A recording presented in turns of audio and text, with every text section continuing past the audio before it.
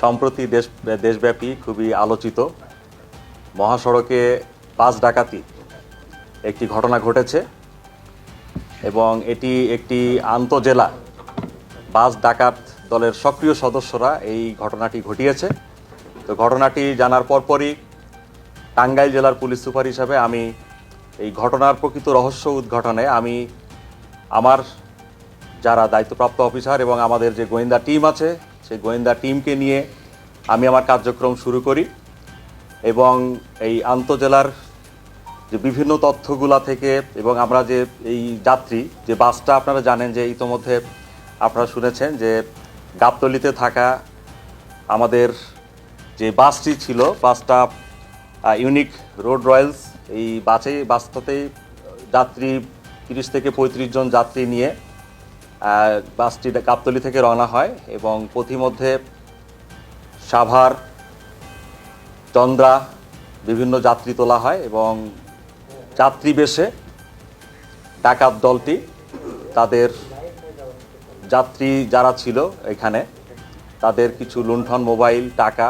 এবং অনেক নারী ছিলেন সেখানে তাদের কিছু স্বর্ণ লুণ্ঠিত হয়েছে। তো আমরা এটি জানতে পেরেছি, জানার পরপরই আমাদের টিমটি বিভিন্ন জায়গায় কার্যক্রম শুরু করে এবং অপারেশন কার্যক্রমগুলো শুরু করে এবং আমরা এই অপারেশন কর্মকাণ্ডের ফলশ্রুতিতে টাঙ্গাইল জেলা পুলিশ ইতোমধ্যে এই মহাসড়ক বাস ডাকাতির 3 জন সক্রিয় সদস্য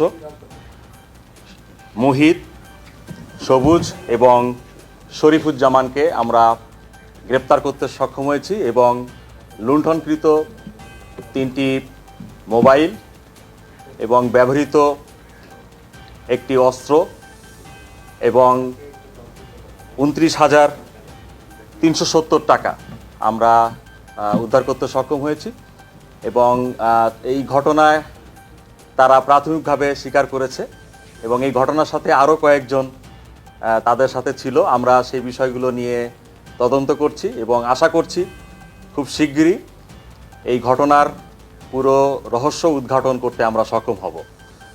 তো আপনারা জানেন যে আলোচিত এই বাস ডাকাতি মামলার একটি অংশ ছিল যে নারীদেরকে ধর্ষণ বা শ্লীলতাহানির এরকম একটি বিষয় এখানে এসেছে। তো আমরা এখানে নারী যাত্রীদের সাথে কথা বলেছি এবং যারা যাত্রী ছিল তাদের সাথেও কথা বলেছি।